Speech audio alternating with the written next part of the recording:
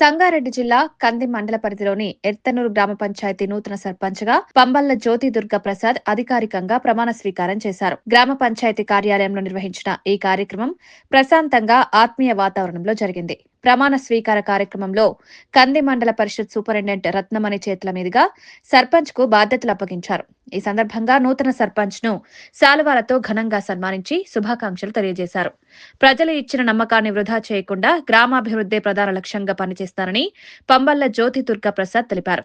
తాగునీరు, పారిశుద్ధ్యం, రహదారులు, విద్యుత్ వంటి మౌలిక వనరుల అభివృద్ధికి ప్రత్యేక ప్రాధాన్యమిస్తామన్నారు. ఏర్పాటు చేయబడిన భారత రాజ్యాంగం పట్ల నిజమైన నమ్మకము మరియు విధేయత కలిగి ఉండి నేను స్వీకరించబోతున్న విధిని నమ్మకంగా నిర్వహించదనని భగవంతుని పేర సత్యనిష్టతో ప్రమాణం చేయించున్నాను.